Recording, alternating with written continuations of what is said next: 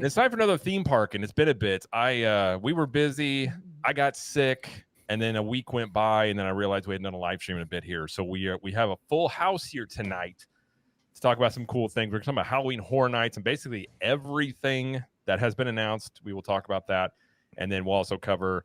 I know OG and Theme Park Conductor and Tommy are out there on the West Coast. We'll cover some of the West Coast stuff as well.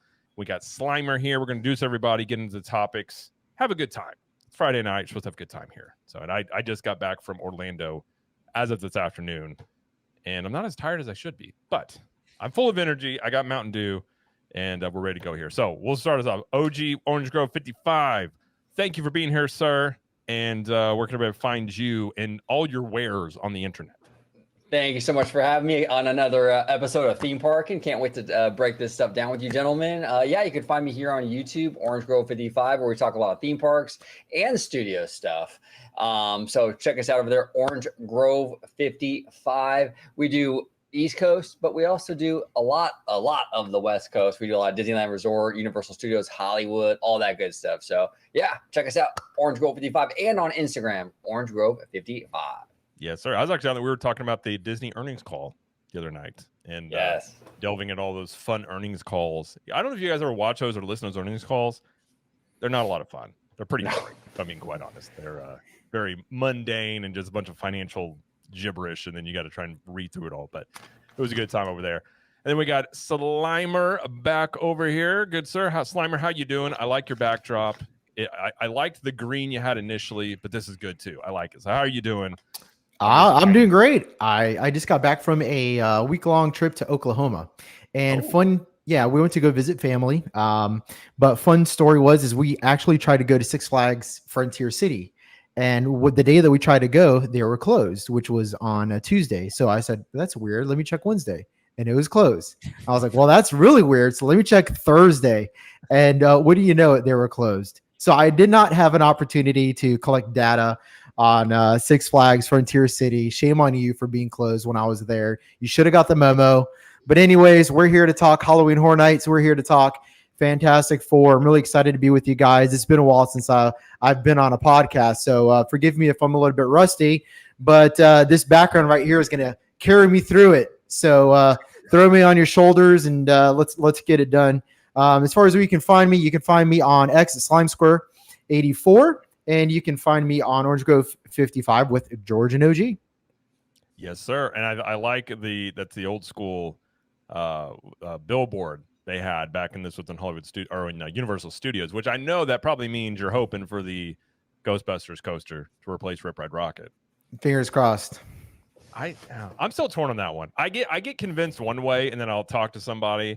I've had people inside of Universal have two different ideas of what it's going to be, and I'm like, you guys aren't helping here. I have no idea what it's going to be here, but we'll find out probably sometime soon, hopefully. But we're also joined by Mr. Theme Park Conductor. Sir, thank you for being here. And obviously, where can people find you? But are you excited to be scared? Oh, 100%. Me and Tommy, TommyToon World down in the corner. Less than a week from now, we are going to be in Vegas for the grand opening of Horrors Unleashed. I cannot wait. Super stoked for that. But like Jared said, I'm Theme Park Conductor. You can find me on YouTube, Instagram, Blue Sky, TikTok at Theme Park Conductor. You can also find me on X at Theme Conductor. You can also find me every Sunday at 5 p.m. Pacific Standard Time for Conductor Sunday live stream, where this coming Sunday I'm going to have TommyToon World as we break down our final days before we get scared to death, literally, for Horrors Unleashed. So it's going to be a great conversation. Cannot wait to do that live stream. Yes, sir. Yeah, and you guys are actually, when you guys do cover Horror Unleashed, you're going to hop over here. We're going to talk about it in depth because I'm very curious about this thing and what it's going to like. Universal's overall strategy here, so I'm very curious because I'm not planning to go to Vegas anytime soon. But if I do get out there, I will go check. And I'm definitely not going to Chicago. I'm from the Midwest, and I don't like Chicago. I was a St. Louis Cardinals fan, and I was like, I don't. I've been to Wrigley once, and I hated it, and I never wanted to go back. That was just. But I am biased, so I don't want to go to Chicago if I don't have to. But and for the first time on the channel, we are joined by Mr. TommyToon World. Tommy, thank you for being here. Tommy. And I hope you are ready to be frightened by not really Halloween Horror Nights, just in general, just of the internet, Twitter, YouTube. It's a very frightening place out here. I hope you're ready to be scared. Man, I'm ready. It's haunt season. Man, Jared, thanks for having me on, man. I appreciate it. Love the channel. Fellas, like always, it's good to see you guys. I'm excited to talk shop. You guys can find me on YouTube. I got food reviews, Vegas stuff, theme park stuff, a little bit of everything, some rap music concerts as well. That's at TommyToon World. Yeah, and then on Instagram, if you want more day-to-day, I'm at TommyToon_. Woke up looking for the broccoli. There we go, Tommy. Well, thank you for being here. I used to be a massive hip hop head. Like I had the 12-inch woofers in the car. Like you could hear me coming from like 5 miles away. I actually, a friend of mine in high school, she got mad at me. My stereo was so loud, I made her rear view mirror vibrate off in traffic. Oh, Perfect. And I took it as a bad It moment. happens. I was like, yeah, It happens, yeah. But I can't hear when I'm 70. That's why. But it's fine. I had a cool. You know what though? To be honest with you, Jared, I grew up on hip hop. I loved it. Go all through high school, into my early 20s, all that. I kind of fell off the hip hop thing a little bit too, because I think a lot of it just got really bad and kind of mid, right? Yeah. And then lately, it's kind of feels like it's back again. We got the Kendrick and Drake beef, and that kind of like sparked like my passion for hip hop again a little bit. You know? Yeah, I find some of the stuff's okay. I find as I got, especially once I had kids, I was like, I like country music, which is weird because I never liked country music, and I'm just like, country music or podcasts, I'm just boring now. Like when I work out, I can work out. I'll put like some Tupac on and stuff like that. But yeah.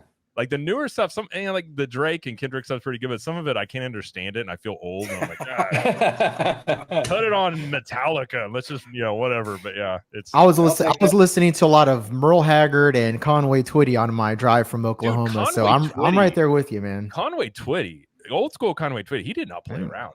His lyrics were very like wholesome country, but you listen to him and you're like, this man is a dog. He's just really trying to.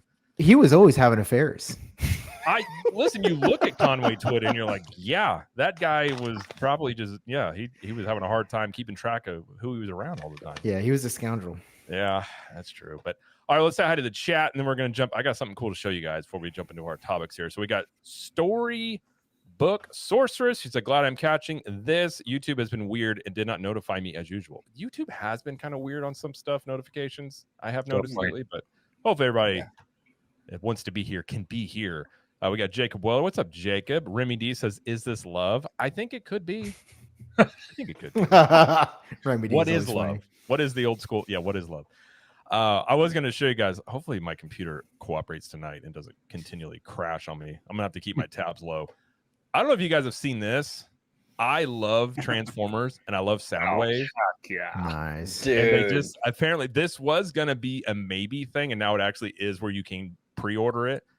And I want it so bad because it actually has the cassette. It like pulls out, like it has all this stuff. It transforms.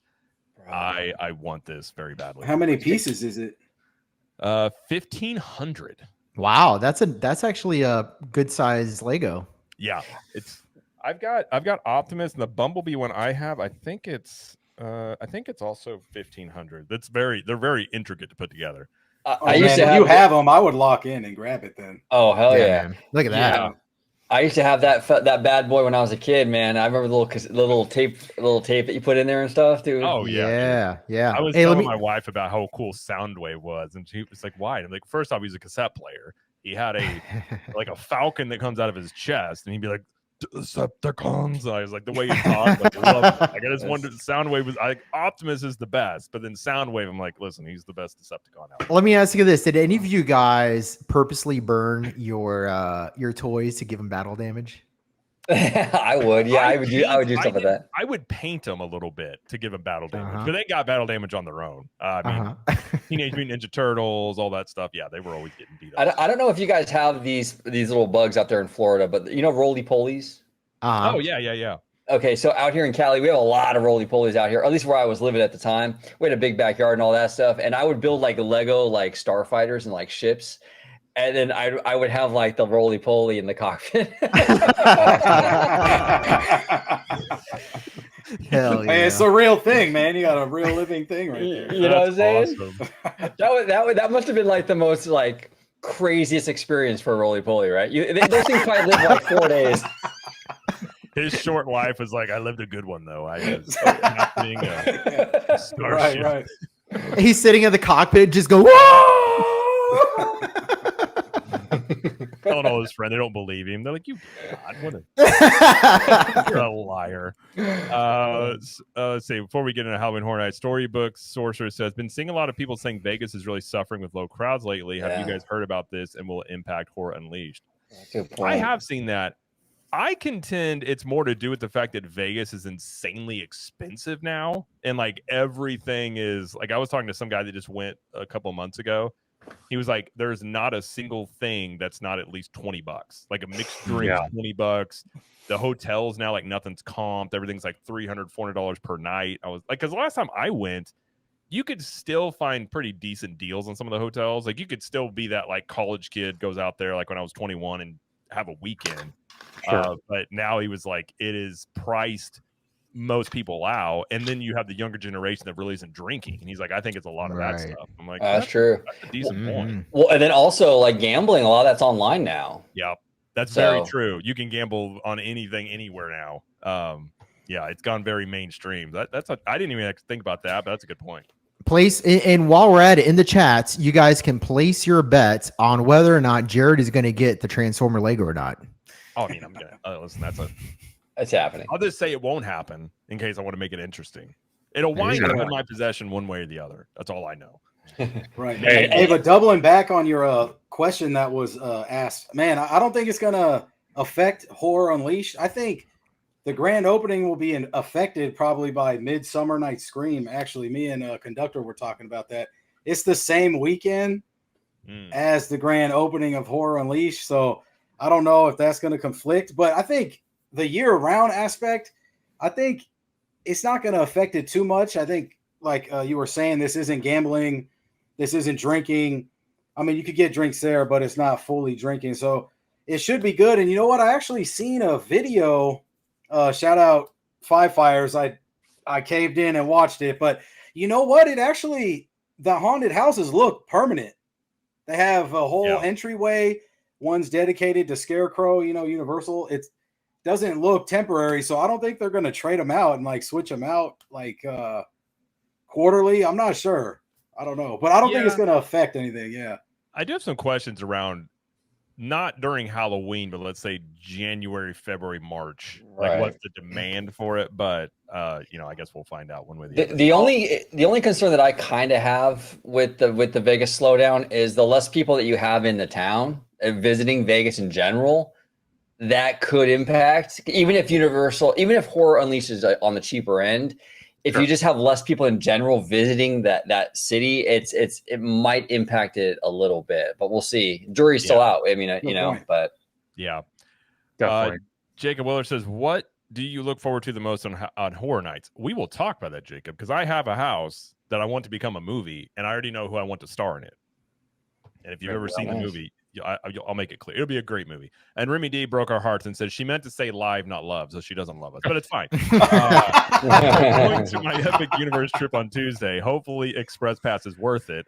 One day will cost us $1,600 tickets plus Express.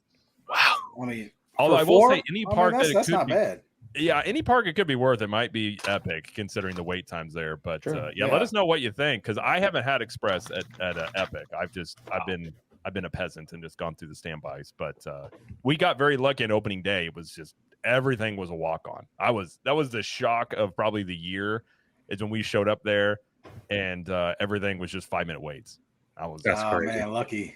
Yeah, and then soon after that, everything's like a 70-minute wait average. And I was like, oh, okay, there we go. Yeah, it was actually busier during previews. It was, and a lot of time, that was the most shocking thing about it. So, all right, well, let's dive into Halloween Horror Nights. So let's go through the houses here. And I think the one, at least I had questions about, Universal was kind of hinting at it a little bit, is Five Nights at Freddy's. This is going to be a house. They kind of had language before saying, they didn't really say what it was going to be. And there were some questions whether it was going to be a maze or a scare zone, whatever it was, but it is going to be a haunted house. Didn't give a lot of details about it. They did say that guests will follow in the footsteps of Mike, who is recently fired and desperate for work so that he can keep custody of his little sister after he agrees to accept the position as a night security guard in an abandoned themed entertainment center, which is always a great idea. Freddys Fazbar's Pizza. I can't talk. Freddy Fazbar's Pizzeria. The terror will start as guests navigate the corridors and learn that nothing at Freddy's is what it seems when they encounter the supernatural and become lured into the black heart of an unspeakable nightmare. So I don't know a lot about Five Nights at Freddy's. I'm aware of it, but I do see, Tommy, you do have a Five Nights at Freddy's hat back there, or a mannequin face back there. I do. I think this one it may be the most popular one, or at least most anticipated. I think it's up there, but are you guys looking forward to this house? Conductor, you should start out first, bro. No. Hollywood too, isn't it? Or It is. Yeah. Okay, yeah. It is. Oh, that thing comes alive. Yeah. At night. You're having some nightmares. Man, yeah, this is crazy. It's based on the movie, which is perfect for Universal because Blumhouse is rolling out FNAF 2 in December. So this is a good setup. They're actually going to start filming Five Nights 3 October 1st. So they're pushing. They must have a whole storyline going. You know, they got Stu Macher from Scream as Springtrap, and he's going to play a huge part in the next one.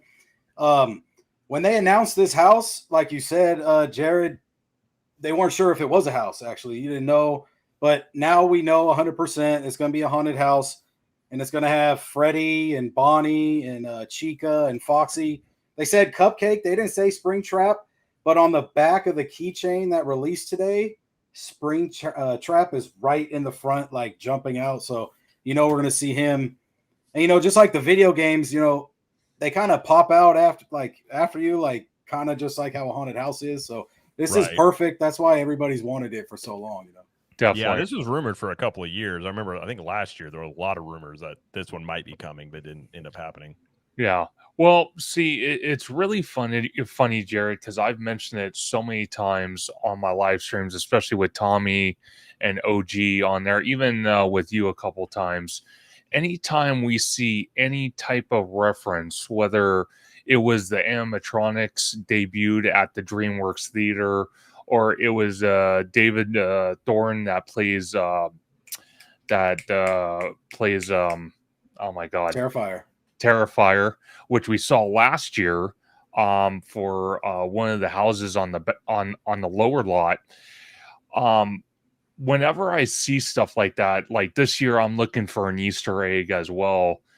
Anytime I see stuff like that, it tells me that that property or that character or that IP is going to be a future something, whether it's going to be a scare zone, whether it's going to be a show, or it's going to be a house. It's coming to the event.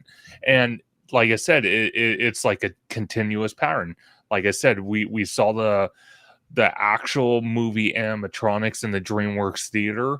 Then the last year we saw David Thorne that plays Terrifier. He was hanging out on the lower lot.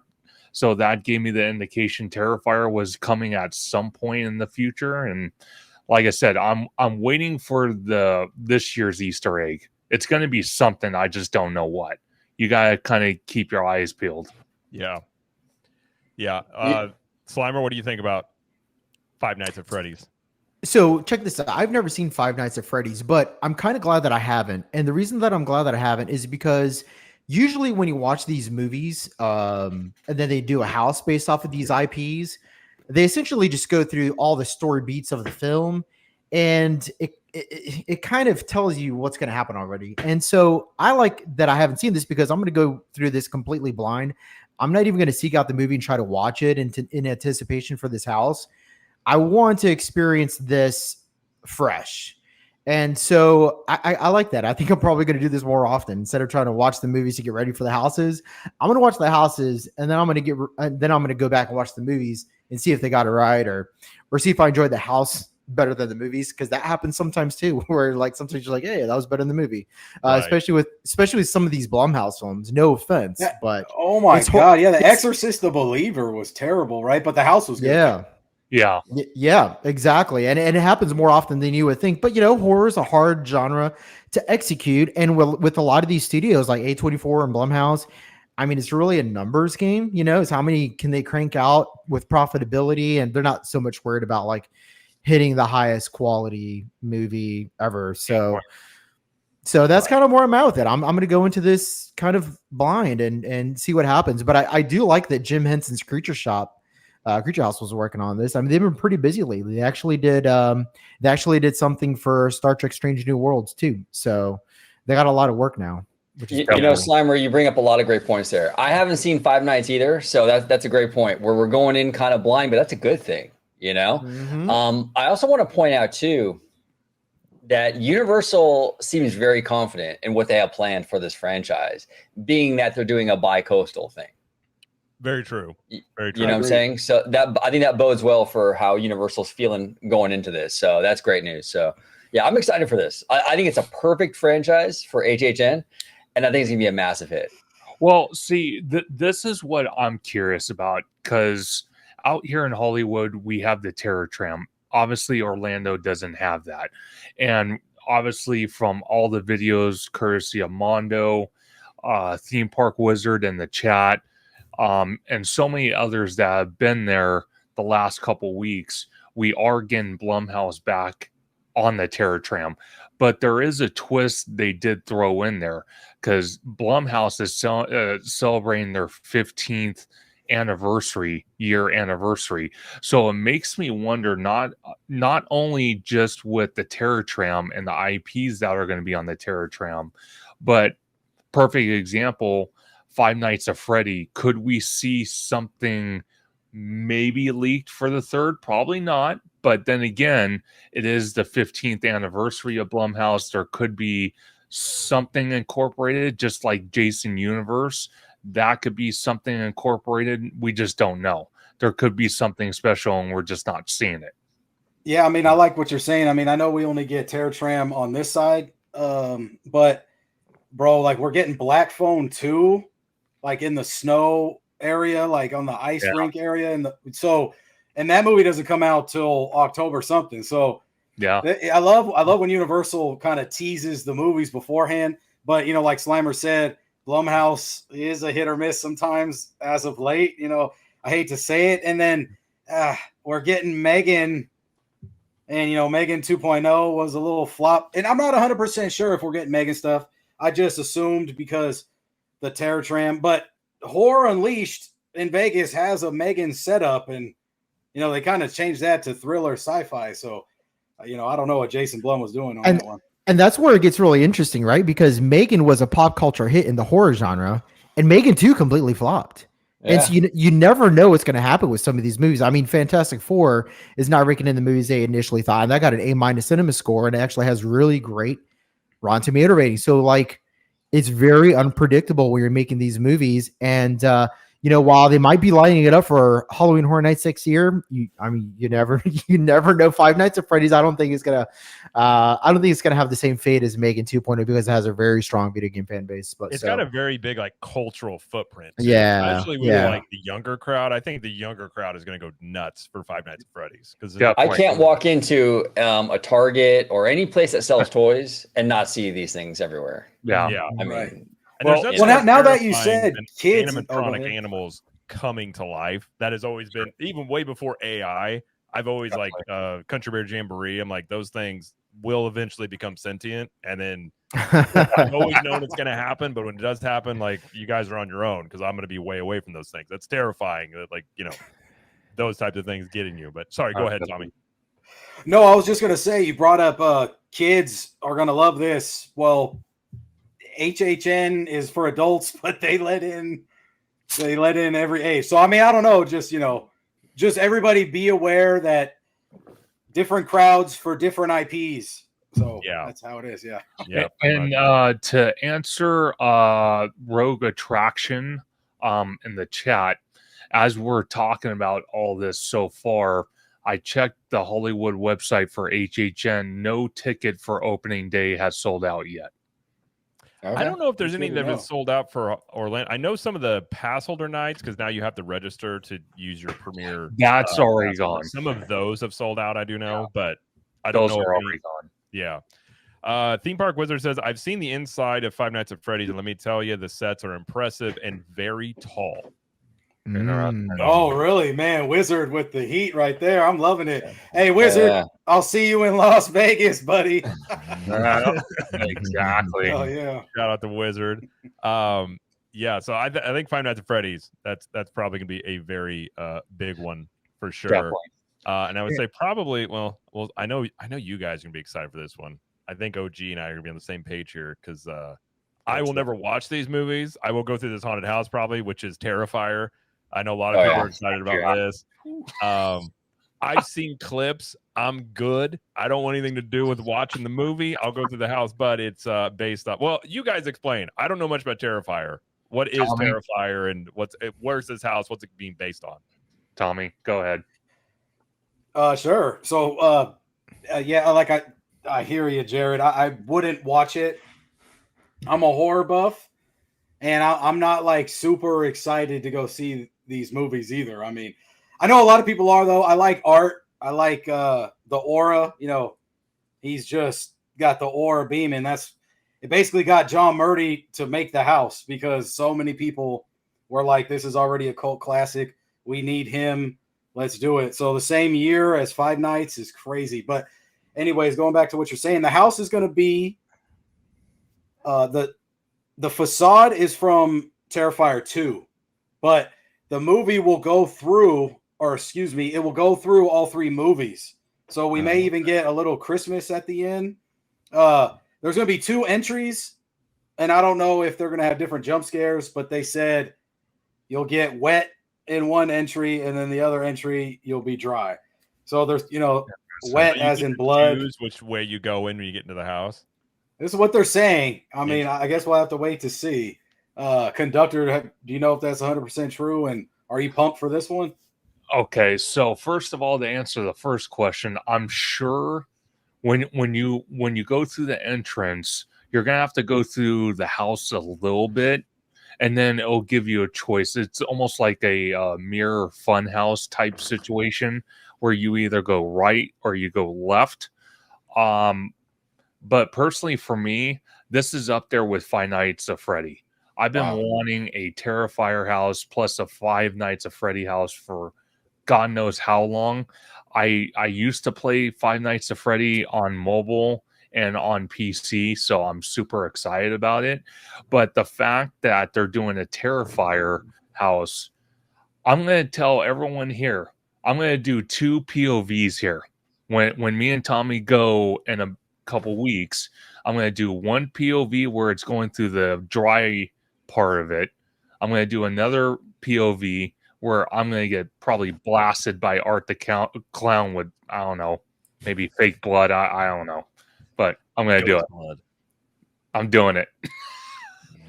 Now, OG, are you excited for Terrifier? Because you and I are the same. I think we're pretty on the same level when it comes to horror movies. Yeah. I haven't seen it. I have no desire to watch it. Like zero desire to watch it. But with that said, I like what Universal does with their HHN events. So I would give it I would definitely try it at HHN, but I'm not going to watch the movie. No way. Yeah, I saw a clip of I can't even describe it on YouTube probably. Somebody had some bad things happen to them.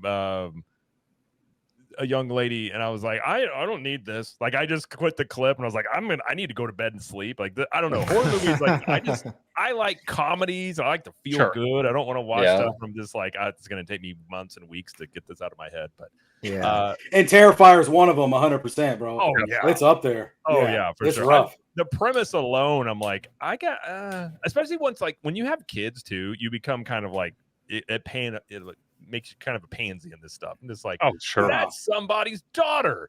Like, just, stuff like that. But Slimer, you looking forward to Terrifier? Not really. I haven't seen any of the Terrifier movies, and I'm a big horror buff too, or self-proclaimed. I enjoy horror. I just don't care about gore porn. It just doesn't appeal to me in any kind of a way. But I think the houses can actually be done in a way that's and I guess I'm kind of using this word loosely here, but tastefully. We'll see. They're a lot less realistic because it's dummies and shit. But right. We'll see. I mean, I don't know, man. Gore, as long as I'm going like ew and I guess then it's probably done what it was, supposed to do. But as far as watching the films, I could care less. I'm looking forward to the supernatural stuff, Black Phone 2, things like that. Yeah, Definitely. I'm there with you there. And then Rogue Attraction came up with another comment, Jared, if you could pull that up, the most recent one. He said, "Do you think they will wind up security after incidents of hitting in recent years?" So what Rogue Attractions, if I'm not mistaken, referring to, we did have an incident. I don't think it was last year, but maybe the year before, but I'm not 100% sure. But I do remember the incident.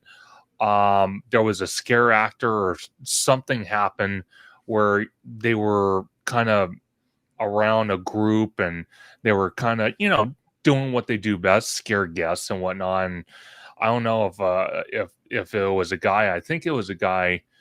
I guess the scare actor went too far and the guest actually tackled the guy, the scare actor, and punched the hell out of him. I don't know why. I could tell you right now, at least out here in Hollywood, we do have a heavy security presence.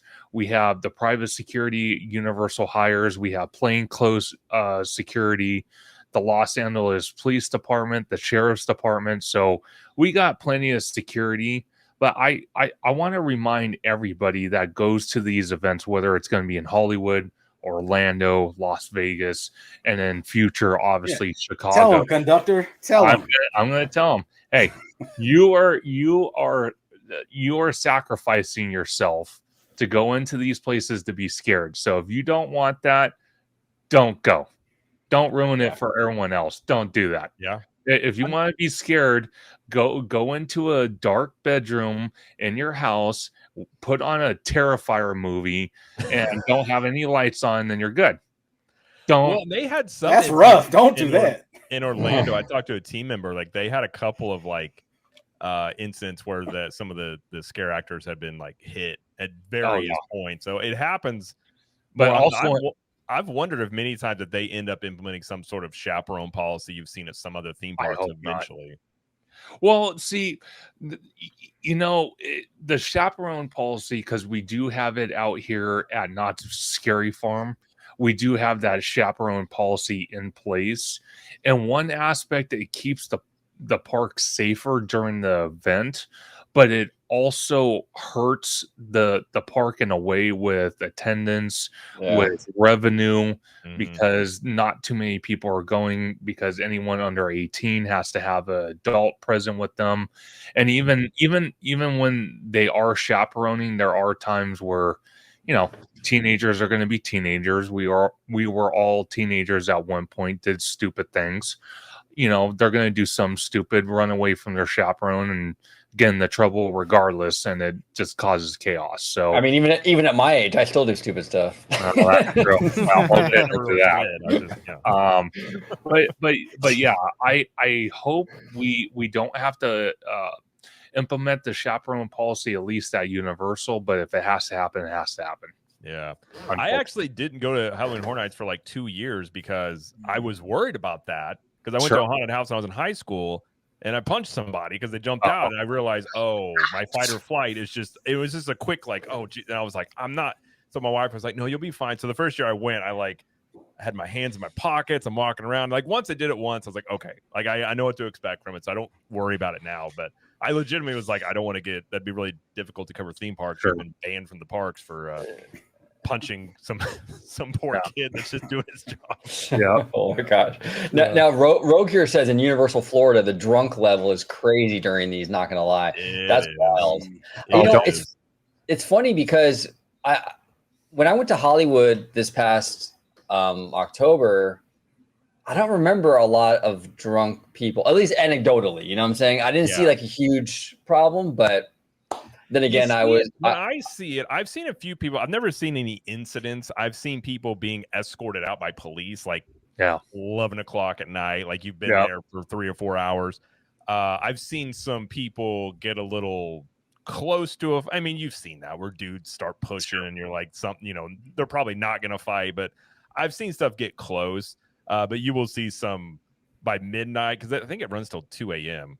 In Orlando. You'll see some people just barely standing as they're walking around. You're just like, well, they're probably having a good time. But I know it depends the type of a drunk you are. Jay Brad has an interesting take. He said, hot take, Halloween Horror Nights should have one house for younger audiences. Obviously not too scary, but delightfully spooky. That's a great idea, Jay Brad. You can do even a cute they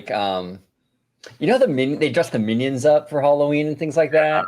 Oh yeah, a fun little minion Halloween thing that the kiddos can kind of go through and have a good time with. I think that's a good idea, Jay Brad. I like that. I wouldn't be surprised if the park that they're opening for the kids, I forgot what it's called and where it is, but if they have, that's it. If they have Halloween spooky nights, that would be cool. There you go. Good. I could definitely. And then Super Nintendo World, you could always do Luigi's Mansion or something if they. Oh, that's sick. Yeah. Oh yeah, for sure. Bust out Wario and Waluigi. I mean, listen, you bring Wario, he'd be pretty good. I think he'd be pretty good. All right, the one we'll talk about here. I don't even know what to think about this one because I don't watch wrestling anymore. But Freddys House has been announced, and it's based off of Wyatt Six. Now he passed away, correct?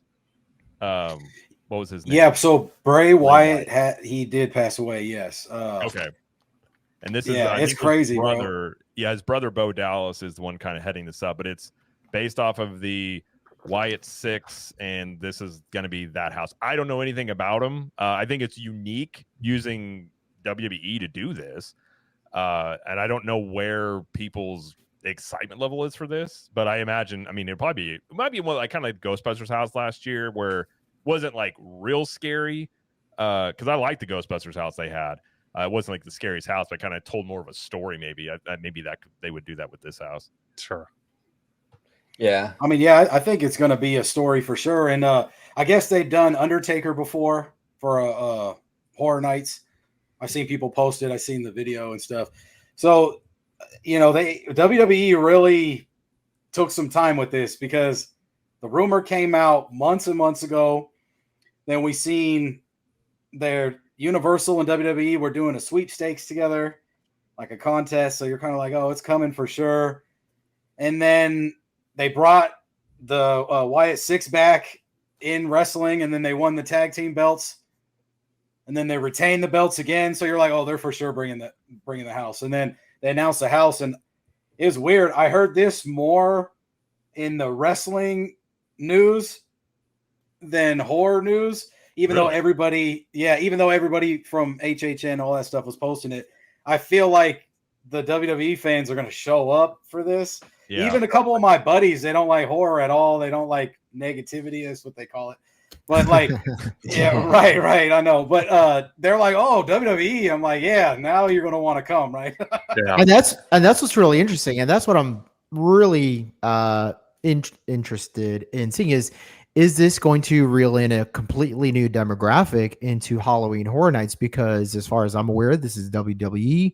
This is their first time being in Halloween Horror Nights. And if this is something that they can tap into and do this on a year-to-year basis or once every couple of years, they're just expanding an already extremely popular event by bringing now WWE fans, with Hulk Hogan being now that he's deceased, maybe they can bring in the ghost of Hulk Hogan in some kind of a way here. So let's go, WWE. You do like a WWE Legends, like back when The Rock was cool and a sellout. And then you got like Stone Cold and I would love like a haunted, like zombie version of Wrestler House. That would kind of be cool. That's the wrestling I watched at least. That was bringing like the Legion of Doom and all the scary looking guys. Yeah. Well, and I got to give credit to Universal for mixing things up. Like, between WWE, they had the weekend for a few years out here in Hollywood, 5 nights. I know they've done, I think, Stranger Things. They do incorporate a pretty eclectic mix of different IP from stuff that you wouldn't even really expect, like the weekend, for example. So I think it's pretty cool that Universal is taking these risks and kind of doing these kind of like out there stuff. I think that's important. You don't want to get boring. You don't want to become stale. And they definitely are branching out. So that's great. It's a really good thing that there aren't any stale Halloween events out there at all. No. that never change from year to year. I mean, I don't know what. Well, we won't talk about that. What was I gonna say? Oh, dang it! I had something I was gonna say, and it completely blew my brain. Hulk Hogan. It was wrestling. What was? Oh, it was bring back Mankind, like the weird, creepy, like get him involved in it. You know? Oh, That'd be kinda, like there's some stuff you could do, like. Yeah, J. Brad even said like Mankind. Even the Rogue Attraction said old school Kane and Undertaker. I was just gonna say, yeah, bring in Kane, dude. It'd be great. Yeah. You could even do like a looks Kane like versus Undertaker. They did house. Undertaker in 2000. It says, I think. Yeah, they did. It was a while ago. Listen, I think if you really go, you bring in Ric Flair and you let Ric Flair run the house, and then he's gonna go drinking, and he's gonna get kicked out of Halloween Horror Nights by the end of the night. And you'll just be like, "Well, that was Ric Flair." And they could even have like a Stone Cold Steve Austin wet zone. Wet zone, yeah. Exactly. That's good. Oh, that would be great. Well, I guess we'll cover the other probably most popular, or I guess one of the more anticipated ones. I'm very curious about this one because I played the game. I haven't watched the show, but it's Fallout, which is going to be based off of the show, not the video game. So it's based off of a show that's based off of a video game. So we're kind of removed a little bit from the game. But it is apparently, from what I have heard, it is going to feature this like tech mech suit. I don't know if it's at both coasts. I think I do know Hollywood is getting that for sure, from what I've heard. I don't know if Orlando's getting it. We are. Okay, they are. Okay. I think this one could be really cool because I think, again, you're just going to see more video game stuff in theme parks. And they had the what was that? The Pedro Pascal show that they did a video game off of. Last of Us. They did that house, which that house was great because the video game was awesome, at least the first one. So they had a pretty good track record with this stuff. So I think this one might be along with like Five Nights at Freddy's as people really looking forward to it potentially. I think it's got a lot of potential. Definitely. Yeah. I mean, I like Fallout. Like I played Fallout 4. That's the only Fallout I actually played, even though I know New Vegas was a good one. This is based off the show. So a lot of the actors and the main actress right there, I know her last name's Purnell. They were at Horror Nights last year walking around and people caught footage. So they're like, oh, Fallout's coming next year. So everybody was pumped. And, you know, a lot of the time the rumors are true. I mean, you can't beat that. I mean, you're at the park and, you know, like Conductor said, he saw the guy that played Terrifier. Now Terrifier's at the park. Yeah. Let's look for clues, like he said, this year and check it out. But Fallout's going to be cool. You kind of get put in a vault and it's like the world gets nuked and then you come out probably. And, you know, the monsters are like gigantic. So they'll probably have some puppets. And then I don't know the exact description, but I know the ending to Hollywood and Orlando are both different. I heard Orlando's was going to be a better ending the way it was described. Looks like it was going to be a big battle with those mech suits or whatever they call them. And I'm not sure what Hollywood was. I can't recall. Yeah. I do like the world that Fallout is, which is very similar to, say, Fantastic Four, which is like retro, like 1950s vibe that it has because like post-apocalyptic. I always think those type of like different versions of old school like time periods are kind of cool. So I think the motif of it sounds cool. But I think I think those four we've just covered probably the ones at least IP heavy that are probably the most anticipated. A lot of people looking forward to that. Maybe they can help when spreading out the crowds. Like last couple of years, there was very top heavy in Orlando, at least, where what was the big house last year? Slimer with the red door. Insidious Was insane with wait times. Yeah. Like it was here too. Yeah. And so like you got all these top heavy houses where if you've kind of got a lot of appeal across the board, and maybe they're doing some stuff this year with like having to register for your premiere pass nights, like maybe they're trying to help spread out some of these crowds a bit where it's not as long, because once you get to about 11 o'clock, if you don't have an express pass, I remember last year I was like I stood in line for it was the drive-in movie theater one, and that one was about an hour and a half wait, and like it broke me. We got done and I was like I got one more in me, then I'm done. Like I was just beat, because standing is worse. I would rather walk around than just stand in a line. Standing, right? Yeah, it just kills you. It's bad. Hey, OG, I have a question for you. Sure. So, you know how you say you're not a big horror fan. So I got a question. Yeah. What's your scare factor you think for this Fallout? Like, are you anticipating it to be scary or not at all? Because I just was trying to get your opinion. I don't know how you feel about these. I don't think it's going to be as I don't think so. I think it'll be kind of cool. Kind of almost like this. It'll be like that zombie apocalypse vibe, right? Obviously, but I don't think it's going to be something that's going to like terrify. Like it's not gonna be like Terrifier, nothing like that. So you know, it'll be cool. I think visually be dope. I think there's a lot of potential creatively here with this franchise, but no, I don't think it's gonna be the scary, like a super scary one at all. In my opinion, I could be wrong. It's not like a scary game either. I mean, there's moments where you've got some things, but it's not like a horror genre game. So I think it might be much more in line with like Ghostbusters was last year, kind of more story house, which I kind of like when they switch those up, where it's not everything's like you were saying, OG, not everything's the same. You got some variations amongst what's in those houses. And you were talking about how people, rumors are showing up last year to see it.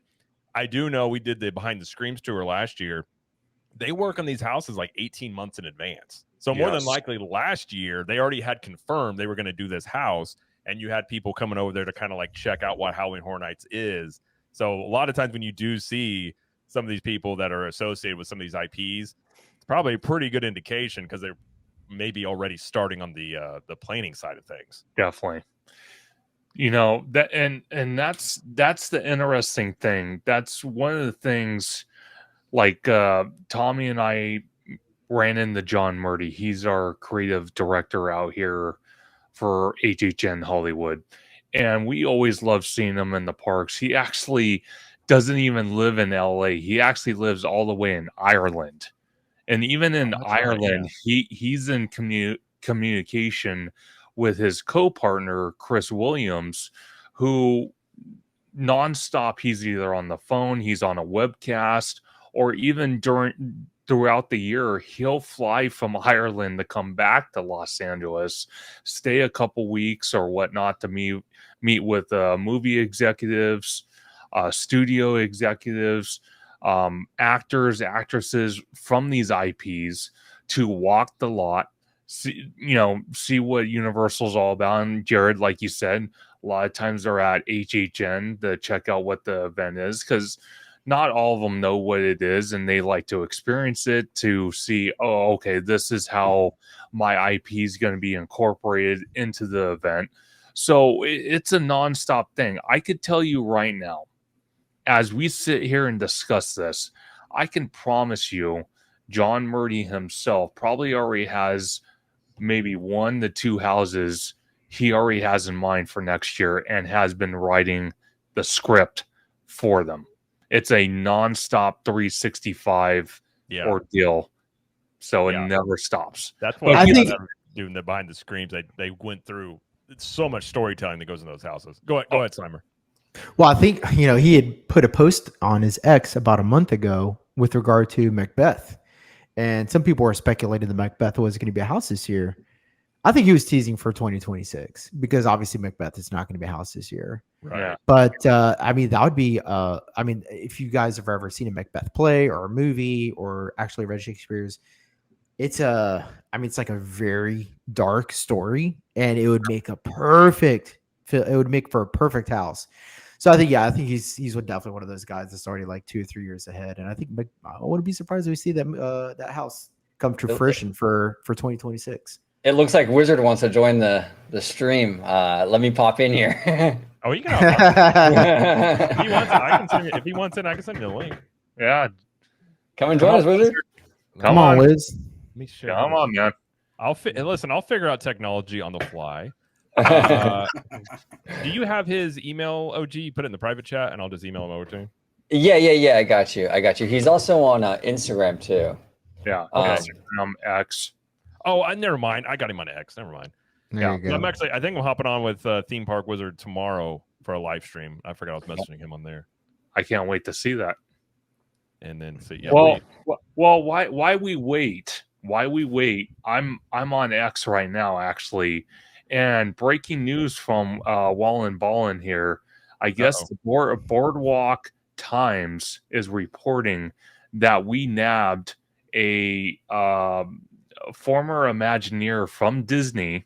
I was getting ready to bring that up. Yeah. Universal Creative, Chris Mert. Chris. Oh, another one. Yeah. My wife actually told me this right before we went live, and Rogue Attraction said it as well. Yeah, apparently, former Imagineer and author is joining Universal Creative.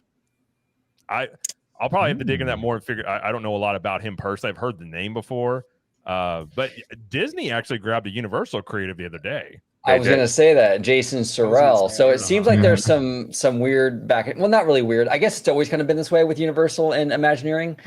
They do kind of go back and forth because, there's not too many companies you can really work for if you design attractions. You know what I'm saying? It's kind of like the two big dogs. You just kind of go back and forth between the two. But it is kind of interesting that right now, especially though, that you see a lot of back and forth. Yeah, it's weird. It's really weird. Well, I had a former Imagineer, Timmy Britt, a couple of years ago on our podcast, and wealth and all. It was very interesting. He told me some stuff off the live stream I couldn't repeat, but he was an Imagineer, but he worked on Hagrid's as like a contract. So he said it's very common that even if you're like an Imagineer, you're contracted. They'll many times work with each other's companies all the time.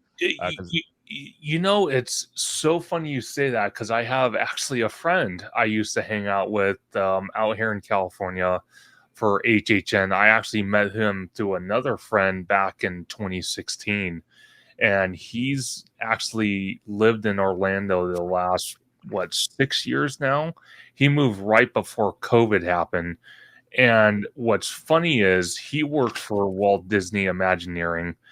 Well, he works for Walt Disney, but he kind of does more like the pyrotechnics, the setup behind the scenes. I guess it's called gripping. I could be wrong, but he does all that type of stuff. But what's funny is when Epic Universe was getting built, he had a hand in that a lot. So it goes right to your point. Even though you work for one company, another company can outsource you to do other things. So I don't know if using the word rivals between Walt Disney and Universal is the proper word now to even use, because when you're having this type of action happen back and forth, it's kind of interesting to me that you would do that. Yeah, well, what's really, I think one thing that I will give Bob Iger credit for, there was a lot of damage to Imagineering with Bob Chapek, a lot. Yeah. And I feel like, obviously you can't fix everything. Some people move on; they never come back. But between Bruce Vaughn, Joe Rohde came back as a consultant. We got Jason Sorrell back. I mean, it seems like there has been a pretty solid effort to kind of rebuild Imagineering again, and that's good to see. You know what I'm saying? Yeah. Well, even I did a video yesterday. D'Amaro apparently was one of the ones that was really adamant on bringing in the former Imagineers as mentors. Which I mean, we've talked about it numerous times about the park stuff, how much of it is D'Amaro, how much of it is the C-suite, how much of it, it's hard to know who's with who. But if D'Amaro is going to be the next CEO, if he is already sort of trying to head up a resurgence of Imagineering, I think that's a promising sign if that's what he's doing. I agree. And it looks like some of the more notable park projects that Christopher worked on are Tokyo Disney Sea, Cars Land, and Disney's California Adventure, and retheming Mickey's Toontown. And it looks like his emphasis is more so on storytelling and aesthetics. And the same thing was with Jason as well. He was very much involved in the storytelling aspect of Imagineering and not so much on the engineering side. And I think that's a really good, and I know we're talking about Hollywood Horror Nights here still, but I think that's imperative, especially with Villains Land and Monsters Inc. And Encanto, because those. What's up, Wizard? What's up? Hello. What's up, Wizard? Welcome to the channel, everybody. Theme Park Wizard. Welcome aboard. Hello. Uh-oh. We lost you, Wizard. Your mic went out. Uh-oh. Yep. Can't hear you, bud. Yeah, it's on mute. He'll be back. No, but Slimer makes an excellent point though. He really does. The fact that all this change is happening, we're seeing, you know, and I have to give credit, even though I've bashed them so many times before. Disneyland, as of today, we are seeing steel pop up above the construction walls of Avengers Campus. So when Damaro said dirt is moving, oh, it's a lot more in dirt now. I can actually see structure. So we're doing good. We're doing good. And then Wizards been covering nonstop at Universal between this massive retaining wall, these trees that are getting flagged behind the Simpsons show building, all the security happening, the hotel, the whole 9 yards. Believe me, that it's a great time to be a theme park fan, whether it's just everyday theme park, whether it's HHN, Fan Fest nights, Christmas, you know, the whole 9 yards. Yeah. Well, and the cool thing too about the Wizard was on my channel the other day. We talked about it. Those trees being flagged. That's like a 20-acre plot of land, and all the trees, from what I understand, Wizard, right? They're all flagged. That's very much exciting to me, because I feel like Universal is starting to take the California park a lot more seriously. They see the potential there, and they're like, you know what? It's a small space, but we can make the best of it.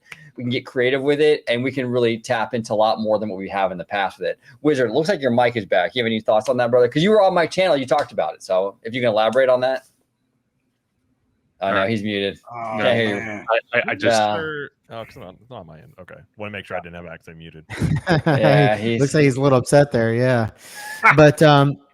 But you know, going back to Jason and Christopher here, I mean, with the emphasis on bringing back strong storytelling, what they're looking for is not just so much a story that's going to set up a ride. That's very short-sighted. They're looking for world-class storytelling. I mean, you know, Jason Israel, some of his best work is like Tower of Terror. I mean, he was the mastermind behind the story on that. That is a timeless attraction when it comes to the story. It's not just a quick setup while you're waiting in a queue to ride an attraction.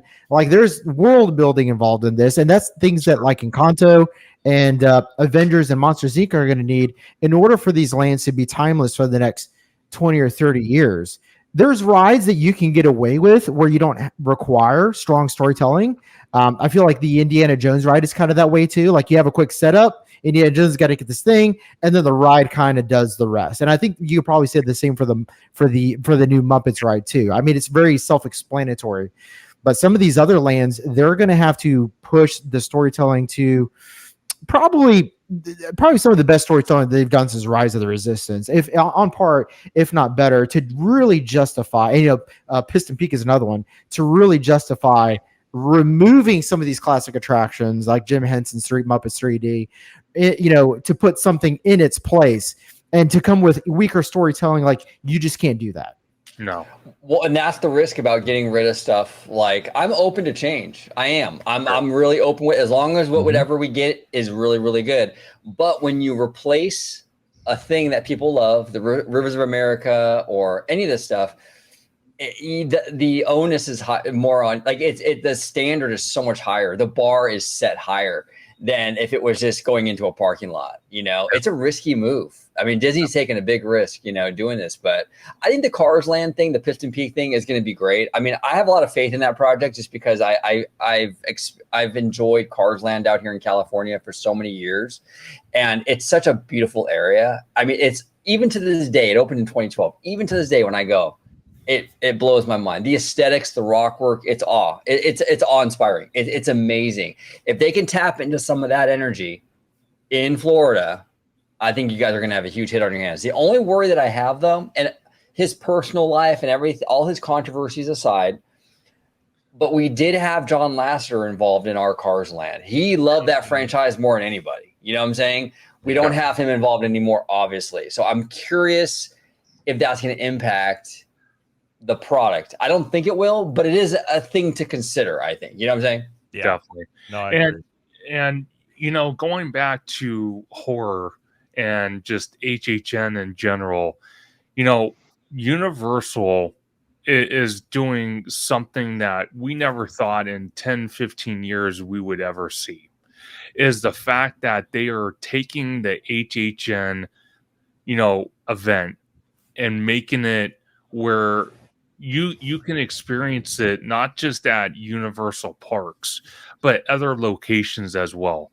Like I said at the very beginning, me and Tommy, obviously Wizard, George from Citrico Central, we're going to be there. Me and Tommy are going to be there the first 2 days, grand opening day, the day after. Wizard and George and Tommy are going to be there for the weekend as well. And the fact that our first Horrors Unleashed in Las Vegas has not even opened yet. Not even opened, and they are already acquiring another property to do another Horror Unleashed in a different state in Chicago. Yeah. See, this is, when I say it's such a great time to be a theme park fan, again, we couldn't even imagine something like this ever happening. I've told Wizard probably half a dozen times, Tommy, pretty much all you guys, when we look at HHN or when we look at Universal, at least Hollywood, did any of you guys think 10, 15 years ago we would ever get a coaster on the side of a hill next to other movie studios, the lower lot, neighbors, any of that? Did any of you guys ever think we were ever going to see that? No, I didn't, Conductor. And I think that Universal has played it really smart when it came to that Fast and Furious coaster, because here's the thing. For a couple different reasons. Number one, they're taking the hill, which a lot of people could find annoying with all the escalators, right? Yeah. Well, and they're taking that. hey, to quote you though, Bricky had a fun time though. He loved riding those escalators. He loved those escalators. But they took something that could be seen as a negative aspect, sort of, right? And they turned it into something in their favor. I think that was a brilliant use of space, number one. But number two, on that hill, you obviously can't prevent sightlines, because how are you going to ever do that, right? No. So what a perfect franchise. Fast and Furious, which is kind of very urban, very set in LA.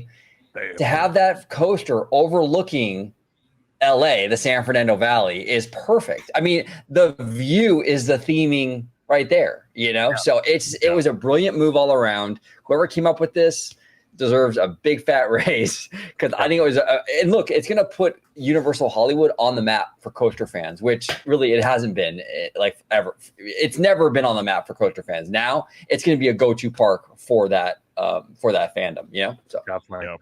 I agree. All right, let's get to. I think Wizard's still working on his mic. There might be some internet phasing. I can't talk tonight. Mic settings, please. Yeah. What if you get it worked out, Wizard? You just chime in whenever you want, and we're just gonna talk here about the other house. Next one we have is Jason Universe, talking about Halloween Horror Nights here. I don't feel like a lot of people are excited about this one. Again, I don't know a lot about horror genre. I know of Jason. I've heard some people just kind of being very about this house. It seems very kind of your standard thing you've seen from Halloween Horror Nights in the past, based off a horror franchise. But are you guys excited for this one, or you think it's just going to be, kind of like the other ones we've seen throughout the years? I think it's going to be a lot like the Texas Chainsaw Massacre we had a couple of years ago. Very boilerplate, very standard house. You're probably going to get Jason throughout the year, so you'll probably get like Jason New York, Jason Goes to Hell, or Friday the 13th 3. So I kind of like that aspect, how you can experience different versions of Jason, because he has undergone such a transformation throughout the years. Like, he gets killed, comes back, gets killed, comes back.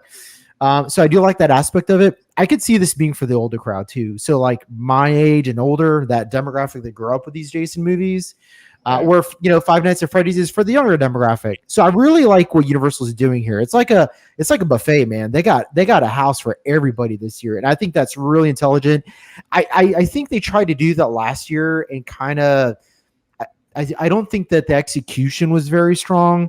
But with this lineup this year, they're hitting WWE, they're doing Fallout, which is a video game, FNF, Five Nights at Freddy's, which is another video game. They're doing original houses like Jason. They're not just hitting demographics outside of Halloween Horror Nights and the horror genre in general, but now they're like going like directly for like age demographics too at the same time. So it's going to be great. I think it's going to be great, and I think it's also going to probably do some work on the lines as well. I mean, because not everybody's going to be trying to get into every single house, because now they're hitting all these demographics, different demographics at the same time.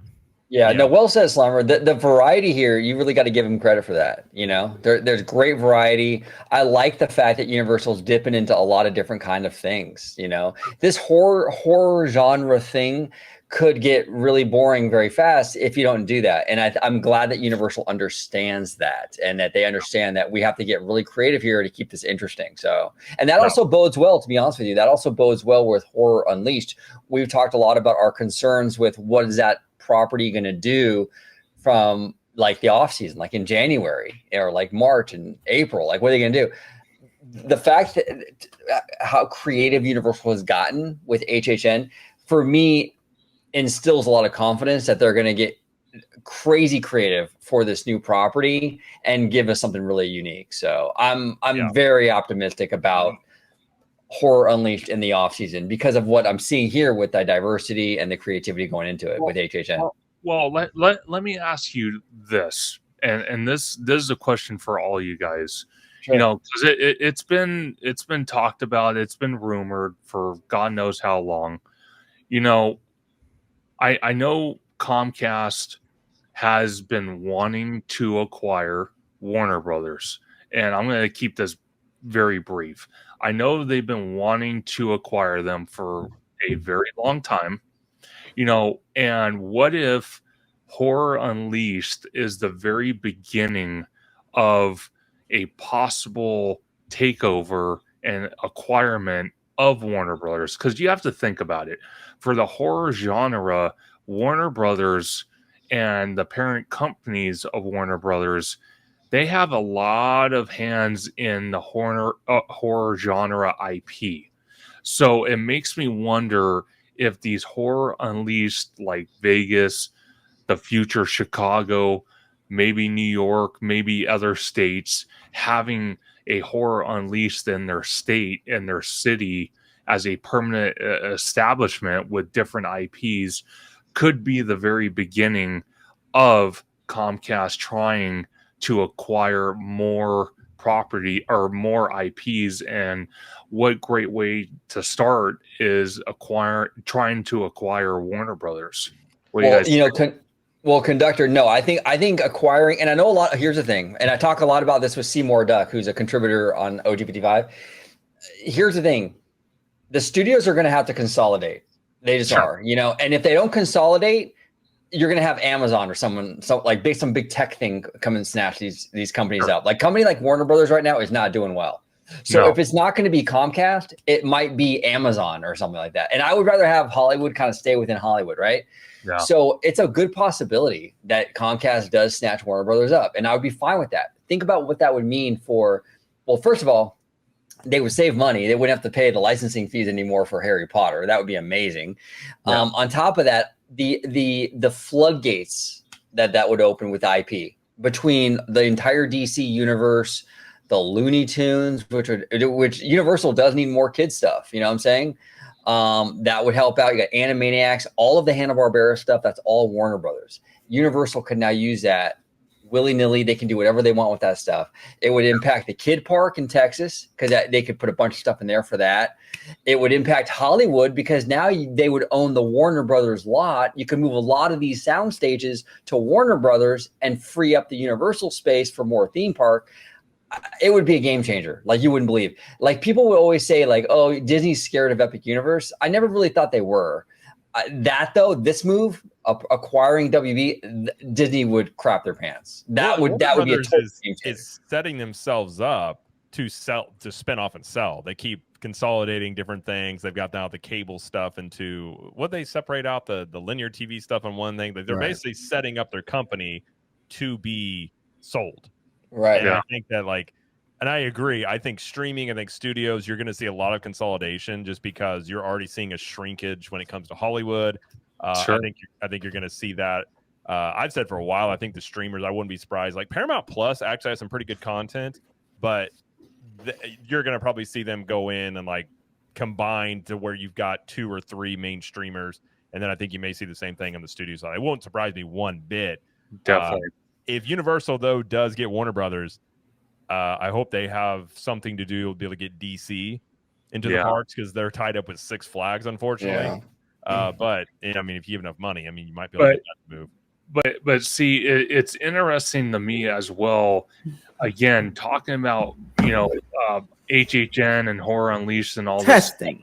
Oh, did he? There you go. We can hear you now. Oh, Yay! yay! There you go. It worked. Welcome, What's Wizard. up, Wizard? We made it. We made it. We did.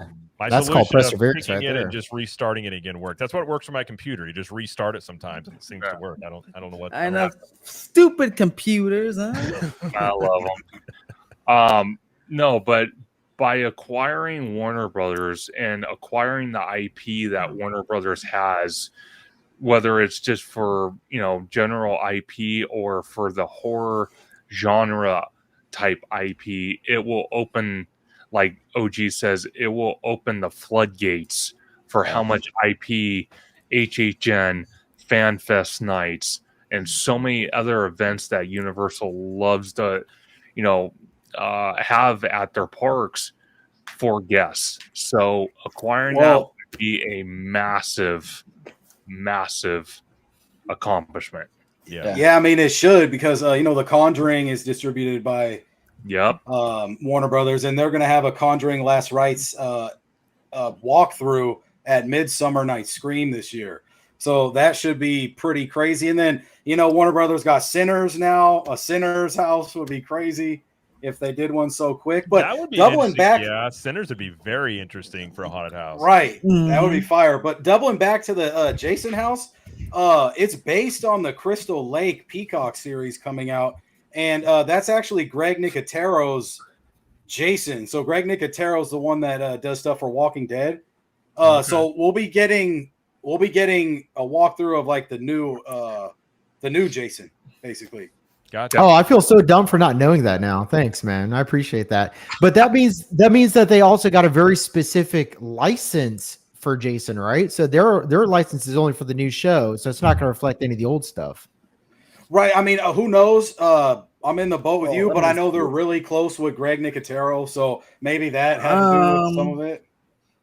Let me double check for Jason. We got Wizard. Here we go. I think it's probably some of Slimer's and some of mine, because what I got from it is that Jason was created from Greg Nicotero. That's what I got from it.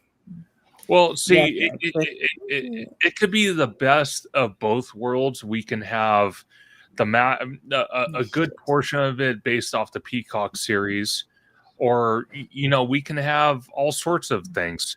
It doesn't just have to be off the Peacock series. So, when they say universe in the title, it makes me think, like Tommy's saying, it's going to be, obviously it's going to have Peacock for the TV series in there, but it's going to have other scenes, other, characters from all the other, Jason movies. Yeah. That's what I get from the word universe. I would assume as well. Yeah. Yeah. That would make a lot of sense. Well, Wizard, while you're looking it up, you said you saw the Five Nights at Freddy's house stuff. You said it looks pretty impressive. Yes, it looked super cool. These lights on photos I saw, and the sets look like something like right out of the Dungeons and Dragons Fan Fest night. Wow. Look pretty Oh, cool. nice. Okay. But they're obviously Five Nights at Freddy's themed, and having the big 8-foot tall animatronic there is gonna be super cool as you walk through it. Okay. That's almost as tall as you, Conductor. 8 foot. It's almost as tall. I as you. know. I think That's I'll a be good at one, man. Conductor, you'll have to blow your horn, choo to scare them away. Okay? Don't you worry about that. Don't you worry. I'll have it ready. Now speaking of, we'll cover some of these non-IP houses real quick. Now, hear me out. I'm looking forward to this house right here. Now, this is from last year, at least in Orlando. I don't know about out in Hollywood for you guys. No, This we was don't. part of the drive-in movie theater house they had. This was one of the movies that was playing. Oh, dude. So it's Hatchet and Chains Demon Bounty Hunters. First off, that should be a movie because that sounds awesome.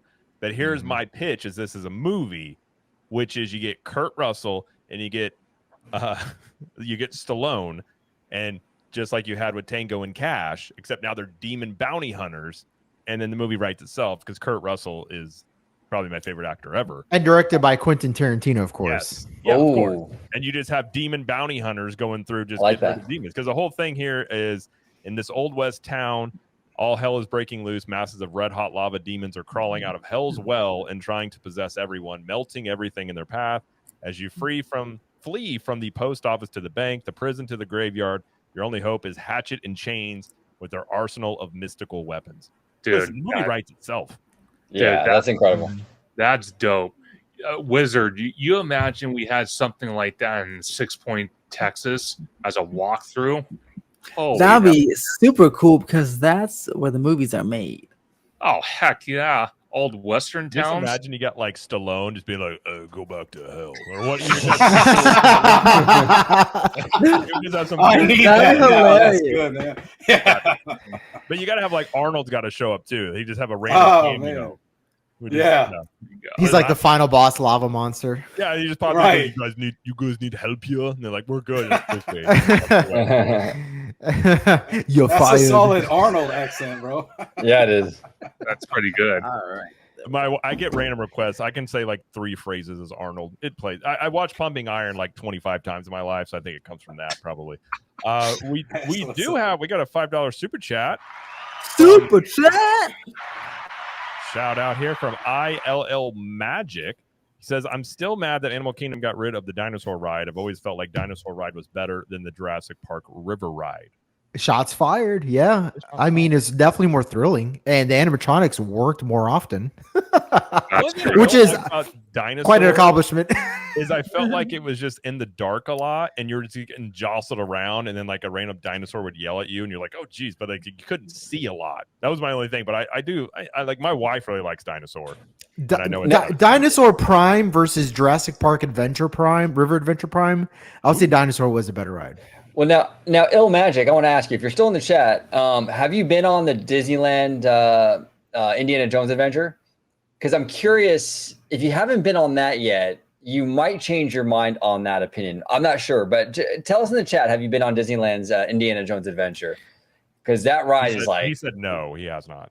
Oh Okay. man, dude, let me tell you, you can ask OG. When I got off of Indiana Jones, I had the biggest shit-eating grin on my face, and to this day, I still consider Indiana Jones, even though it's a classic. I mean, that ride came out like 1994. It's a Tony Baxter masterpiece, but it is still one of the best e-ticket attractions, bar none. Considering any ride with the newest tech in any park, it is just so good, dude. It's so good. Once you ride it, you're gonna forget about Dinosaur. Yeah. Once you ride it, you're gonna forget. Yeah. Blows it out of the water. Yeah. Yeah. No, I can so West Coast, Best Coast. Okay. Well, that's not getting the turf wars here. All right. We don't want. Brand, what's up, Brandon? Brandon's a long time listener of Captain Magic. He said anything bounty hunter theme can have lots of scares. Imagine zombie bounty hunters. Yes. Absolutely. Well Yeah, said. Well said. I would say of the non-IP houses, that one is the one I'm looking the most forward to. Although Yeah. I think the scariest one is this one, which Oh, is the Grave of graveyard the one. Flesh. Yeah. So basically, Yeah. welcome to your funeral Yeah, where looks things are creepy. about to go from bad to worse. You'll enter your grave, and then pass through the gates of the underworld where flesh eaters who feed on the dead will be awaiting for you. Get lost in the cavernous underground world where an endless gauntlet of flesh-eating creatures will hunt you mercilessly for all eternity. So basically, Now you're that's going what to I'm hell. talking about right there. Yeah, like you're not going to come out the same person from this house. Is what No. I think Right. it is. You're just going to Yeah, see a this lot of sounds like cool. somber looks of people being like, "I need to change my life choices. I don't know what I'm Yeah. doing with my life." Yeah, you're gonna come out with your heart filled with Jesus after this. We love Jesus. Yeah. I got that joy down in my heart. Yeah. It's got people Down playing the in my music. It's heart. like, I need something that's not. Yeah, I feel real bad about myself here. So that one, I think that one probably be pretty freaky. And a lot of times, I like the original IP houses because they get very creative. Yeah. With the one they had a couple years ago with the pier one that they had in Oh, Orlando. yeah, That yeah, one yeah. was awesome. And I think the same guy that did that house is doing Grave of the Flesh. I feel like IP houses are so hit and miss. The one trap that I feel like IP houses have fallen into is that they're all about the member berries, and I don't like that. I don't like that because they're just following a story beat, and they just want you to have this memorable experience and see these things and go, "Ooh, that's from the show. Ooh, that's from the movie." And if they're not scary, then I mean, like, what are we doing? We're reliving a movie. It's a nostalgia bomb essentially. You're getting bombed with nostalgia. Whereas with the original houses, I mean, they can get so creative with how to scare you. Now, the Insidious house last year, I'm granted that was the scariest house by far. I don't think it was even close. But I mean, like A Quiet Place was just such a dud for me, and that was another IP house. So I heard the Florida one wasn't that good. Nah, it was pretty Ours bad, was actually. so good. I loved our Quiet Place. So I'm sad you did guys too. didn't have a good one. But actually, before I just want to say, because I know you guys talking about Exorcist believer before, and my goodness, let me tell you something. And there wasn't too like fancy the one in Hollywood. It wasn't like it was actually a lot of black walls, but it was red walls, right? And I went in with the team member preview. I went in with the Mondo, and we went in together. And both of us came out like shook. We were like, we came out this really weird feeling. I only went in the house 2 times that whole season because I was too scared to do it a third time. I've never been scared to do a house again. That was the creepiest thing I've ever been through my entire life. So I'm a little nervous, but I'm excited to see it in Vegas because I want to see if it's to get that same creepy feeling. But that was an IP house that was like not like super themed or anything, but it was really up the creepy factor. Wizard, let me ask you this, because one of the problems that Halloween Horror Nights Hollywood has on a year-to-year basis is the black walls. I mean, let's face it. You guys just don't have the Orlando budget, and a lot of times they're just these dead spaces that they just decorate with black walls. We're not expecting to see that at Unchained. I mean, like if they do this again, I feel like that'd be doing the event a disservice, and so I don't know. Like, have you thought about that? Have you given that any consideration? Have you heard otherwise? I've seen all the POVs of all the houses over there, and they're all very, very detailed. So okay, that's right. Five Fires did put that up. Yeah. Five Fires gave us a real good. For Hollywood, it seems like they've been getting better with the last few years with the black walls. There's been fewer and fewer each time, which is pretty nice sight. But they're so claustrophobic, it really gets you with the scare. It's like, ooh, so nice. Definitely. And to kind of jump off of Wizard's comment is some of the houses we have had in the past with black walls, like you said, Slimer, it couldn't have been with budget, but maybe because it always seems like we get a decent sized budget, but a lot of the houses we've had in the past are kind of they're trying to base it off the newest IP of that franchise. And the problem is if the movie has not come out by the time the event starts, it could be a licensing problem where the studios is basically saying, hey, you can have the house, you can have it during the event, but we don't want you giving up too much because we want people to experience it in the theaters. So it was a lot of that going on, but I do agree with Wizard though. Very, very recently, there has been less and less black walls, but I do have to agree also with Wizard about that house where it was a lot of red and black scenes. There wasn't much theming to it. So, And Let me- apparently, I mean, I didn't see the movie, but apparently there's more to the house than in the movie because I guess the movie is terrible. I was like, wow, okay, but it was kind of cool because even though it wasn't just a black wall, even though there's nothing there, it was kind of cool having like the red and black walls. It was like a themed wall. And definitely. now Conductor and TommyToon, I know, I think you went an extras believer. Yeah. Did you all? Okay, I'm telling you, when we came up, both times I came out of the house, I came out with this like weird chills feeling. Did you come out with a weird feeling after that house? Because it was like I feel like that was the creepiest house I've ever been in. Okay, so I'm gonna go first, Wizard. My first time going through it and staying at the hotel across the street at the Hilton, I do have to tell you the chills kind of stuck with me the first time. I'm telling you, it was there. Man, how about you, Yeah, Tom? I mean, the actors were like flooded through Exorcist Believer when I went. Yeah, I got them all. So it was scare after scare, man. It was rough. And like at the end, he kind of scares you twice. Though yeah, or something. And so, or may have been the other guy. But yeah, bro, that feeling is eerie as hell. But just doubling back real quick to Horror Unleashed. Mondo did say at the end of his video, if you guys listen to the end, that these walkthroughs are per group and it's not a conga line like HHN. Yeah. So if you go by yourself, you're going through the house by yourself. That'll be that's crazy. That's worth the ticket alone, man. And you know, that's a problem I've had with Halloween Horror Nights for decades now. I mean, my first time going was like 2002, 2003, back when they did the Island of Terror, back when it was both parks. Nice. And that was a problem back then. But you know, you go to Hollow Scream. Granted, Hollow Scream is a completely different event, not better, not worse, just different.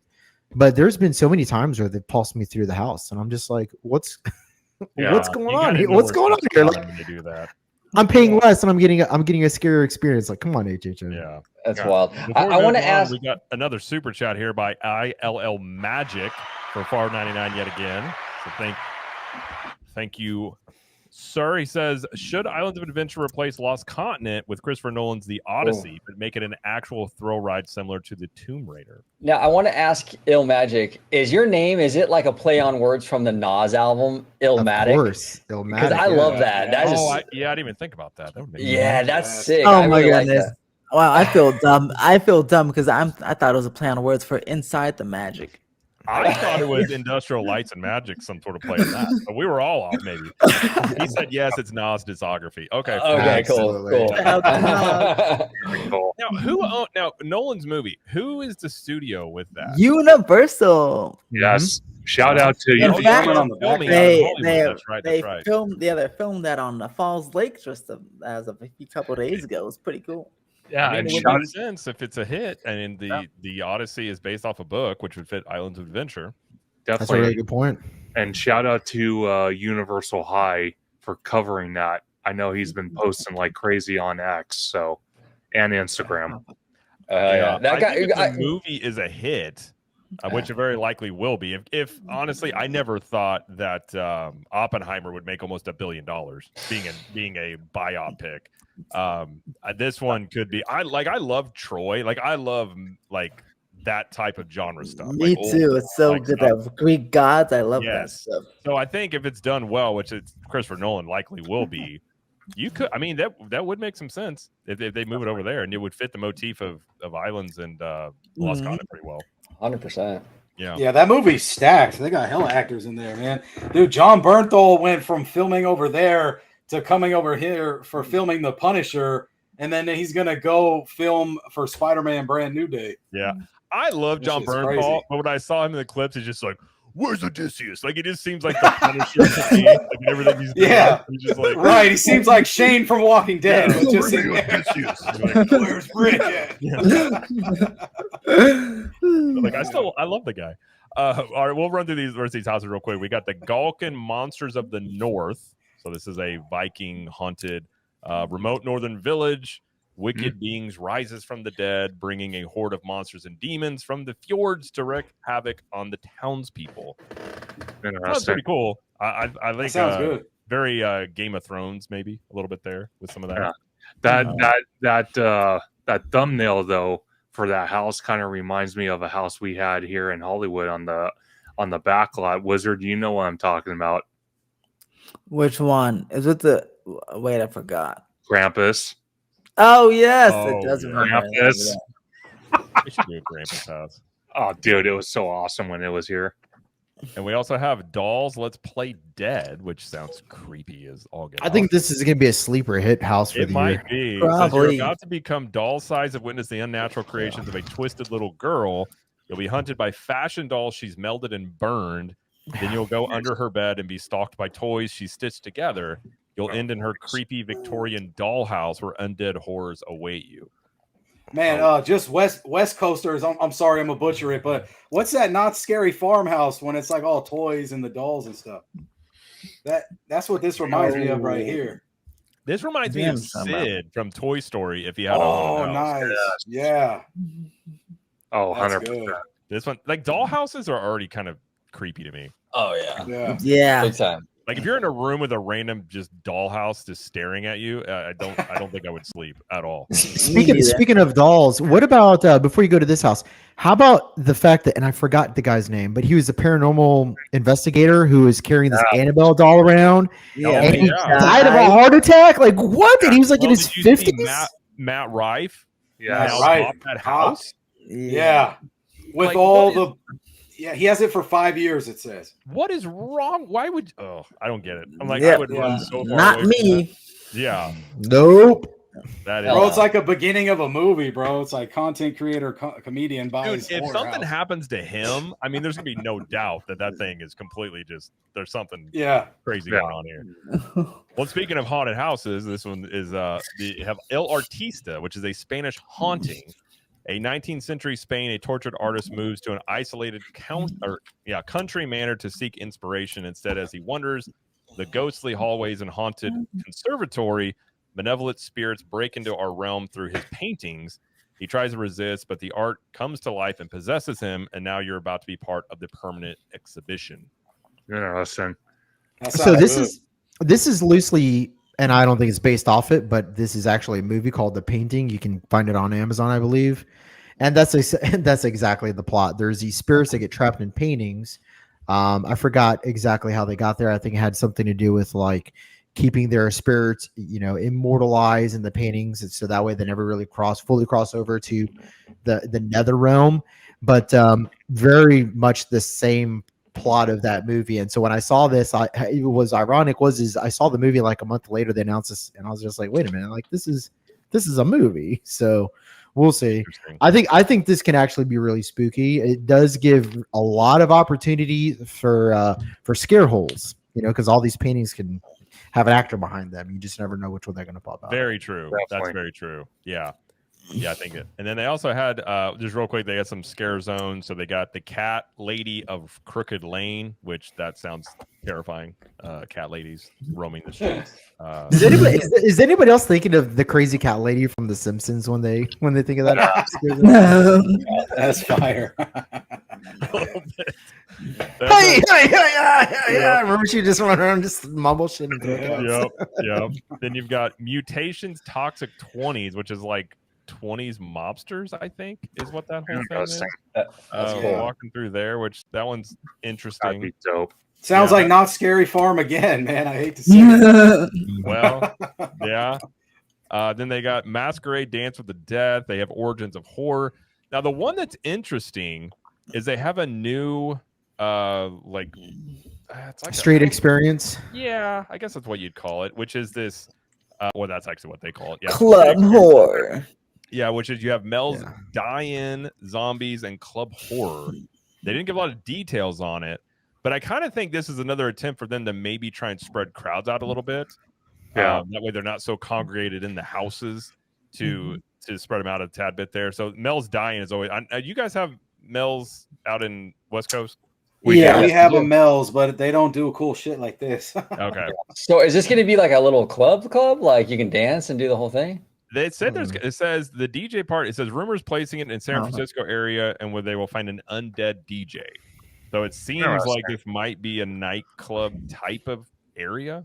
Okay. They've done similar things. They've had like a pop-up bars. They did that thing with NBC a couple of years ago where it was like you could go meet that Halloween guy from SNL. I can't David S. Pumpkins. Yes, yeah, that guy. They had that one. So they've done similar stuff before, but I don't recall them ever making like a real big deal about it. But I suppose maybe this is another in the line of those. I suspect that Mel's is going to be a very popular street experience, and I don't think Club Horror is going to be very popular. I think that people that go to Halloween Horror Nights are not there to go to the club. However, Mel's Die-In Zombies, that is going to, you know what's going to happen with that? People are going to come dress in their doo-wop clothes, and this is going to be a big Instagram phenomenon. I can already see that. 100%. And I do have to say, I've told Wizard this probably half a dozen times. I am jealous of you guys on the East Coast having that red coconut club in your city walk.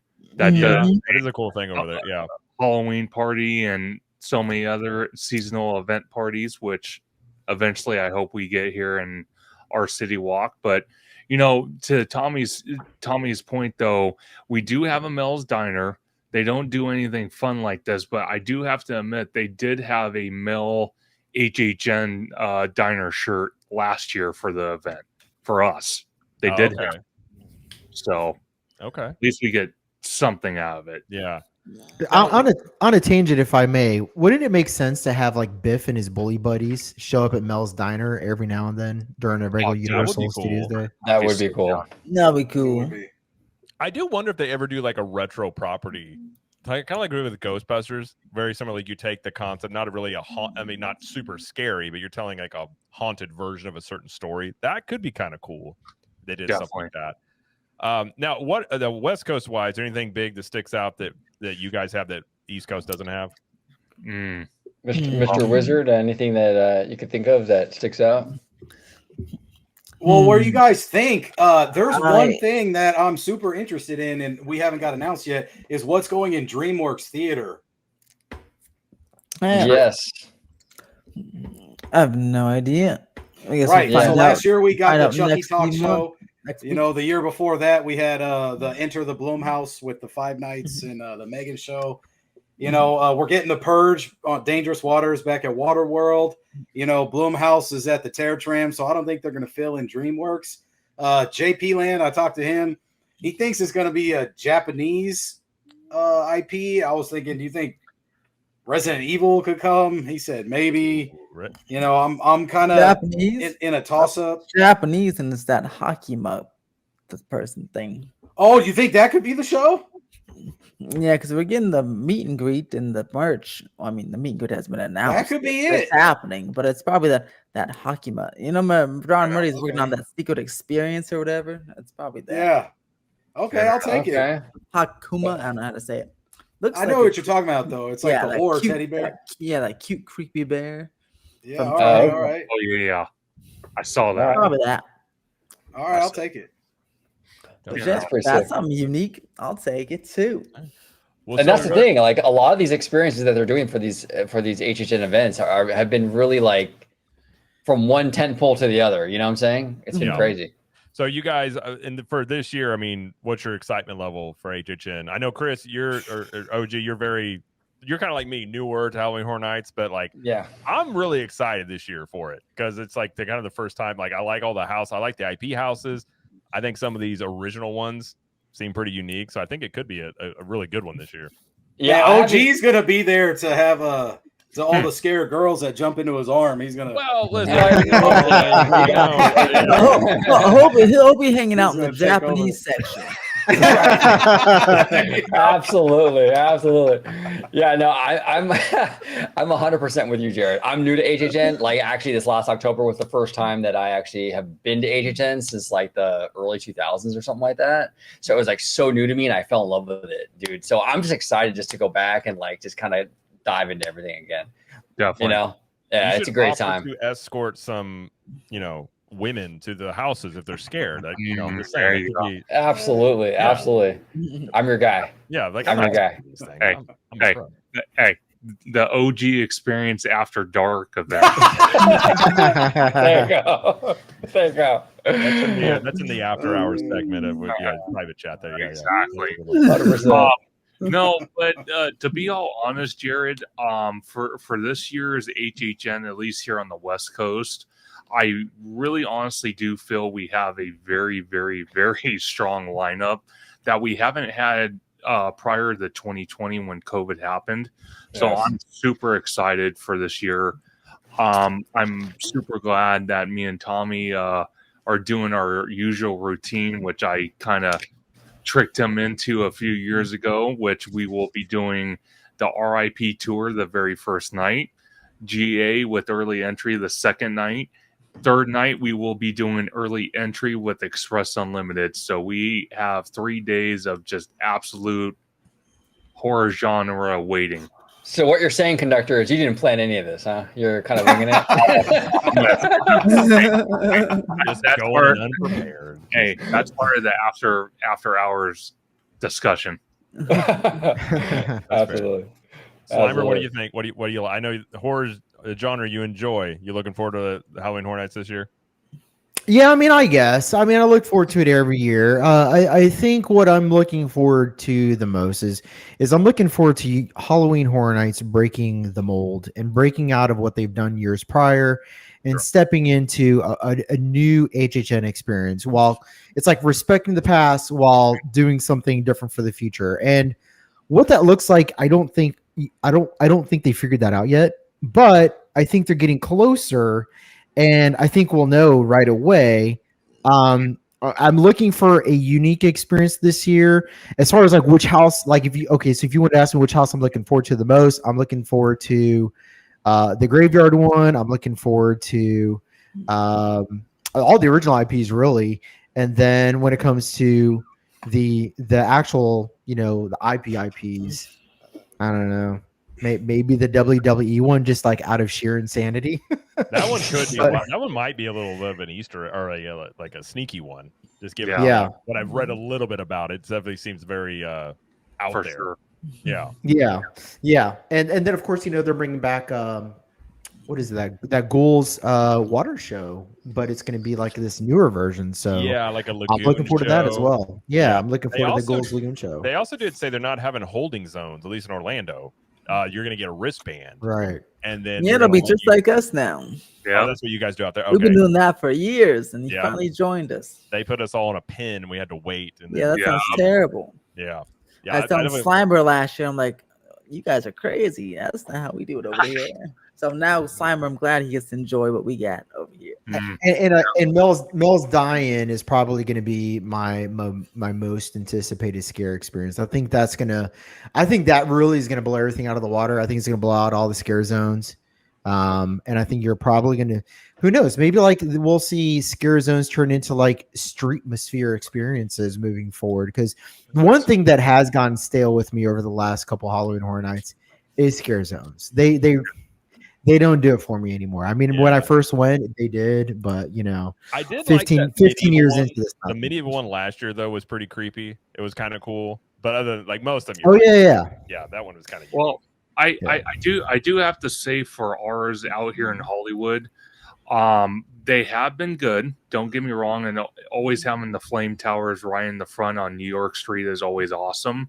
But the fact that we have lost the Metro sets for hopefully not too much longer, until filming regains its speed on production and all that, I do have to tell you, before 2020 happened, having the Metro sets and having them incorporate multiple scare zones while you're trying to get to other houses back there were absolutely incredible. So hopefully in the near future, we do get that back, because that was a staple for Hollywood for sure.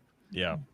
Tommy, what are you looking forward to? You looking forward to this year? You're a horror expert, so I'm curious what your thoughts are here. No, man, I'm always excited for the gathering and just everybody on the same page. I'm not excited for the crowds, but I know that's what comes with the territory. Yeah. Of course, Five Nights and Terrifier and WWE, those are the top three for me, just to see if how well they do compared to what the actual IP is. I always do the foods. I'm gonna do a food review for sure, a hit or miss food review. So I love trying out the foods. I knew Universal was a hit or miss for their food, but I just want to see how well they're themed, and a lot of the times it's about just the aesthetic and stuff. And I'm going down there for the opening weekend, but I'm sure I'll be back at least one more time, probably in October, to go with George and hopefully OG and Wizard and stuff. But I think I'll see Wizard out there opening weekend. So I mean, who knows, right? But yeah, Conductor, man, we'll be locked in. So if you see us, man, tap in for sure. Do you guys have a premium night? No, we don't. I wish we did. Yeah. I will say Halloween Horror Nights. Although if you haven't been before, it's unique, and I think I told this before, but like the first year I went, we got out of a house, and I have these shoes. They're called canes. They look like Crocs, but they're like athletic type shoes. So I'm walking out, and this girl's like, "Where'd you get your shoes?" I was like, "Oh," and I go to tell her. I look up, and she has a leash on, and her boyfriend's holding the leash. What? And he was wearing leather and like no shirt. I was like, "Oh, footwear.com," and they were really nice. And I walked away, and I'm like, "You don't see that every day in a theme park." He walks his girlfriend away like, "Thank you, I'll check it out." That's kind of how it was. I was like, "Good Lord!" I'm telling them about shoes. My brain's going like, "What is this right now?" But it's Halloween Horror Nights. It's a little different, but Wizard, what are you looking forward to? You looking forward to this year? I'm looking forward to this year, but it's probably gonna be like every year where I'm very excited when I usually get invited to the team member preview on September 2nd or like 2 days before the opening. So I go, and when there's like nobody there, and I do all the houses, and I usually go on the opening night and then do all the houses, and I have the frequent fear pass. And I go. So by the time October 1st hits, I'm like, okay, ready for Christmas. So that's probably what it'll be like this year. Probably. Yeah, it is already Halloween down here. It's still 98 degrees here, and it's like they've got Halloween stuff up. And, and that's one thing I'm not excited for, because last year during opening day, it was about 108 degrees at Universal first opening week, and it was terrible. So I hope it's been 80 this summer, so I'm hoping it stays that way. So me and Tommy, like I said, the last couple of years have stayed. I've basically stayed on property. Tommy's kind of like about 10 minutes away. Last year, I agree with Wizard. I told OG this and George and all that. Oh my freaking Lord! I felt like I was in hell because it was so hot. Oh, it's terrible. Humid like crazy. Me and Tommy, then I think it was either the first night of the event or the second night of the event, they had the grand opening of the Hello Kitty Cafe and City Walk, and waiting. You said for 3 hours. 3 hour line. I'll never get you told that was horrendous. That was. And this is where the Florida residents will chime in and be like, "First time." Because it's kind of like this. Yeah, exactly. Look, I know. Like I remember last year, like I said, but I usually go opening night. But last year, opening night, I was gonna go, and I walked. I live in the San Fernando Valley, which is also pretty hot. It's hotter than the Universal, but if it's hot here, it's usually hot at Universal. Walked out at 11 o'clock at night, like, maybe I'll go now. And I walked out and looked at my phone. It was 91 degrees outside. I went right back inside and went right to sleep. I'm like, no, it's okay. I already went.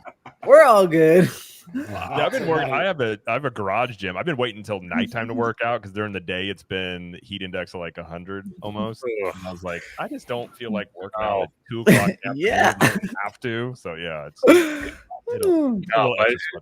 no, but it was absolutely brutal last year. So I'm with a agreement with Wizard. I'm really hoping it's maybe in the low 80s, maybe the highest point, the mid 80s, but it didn't go any farther than that because that was absolutely horrendous. It was like living in hell on earth.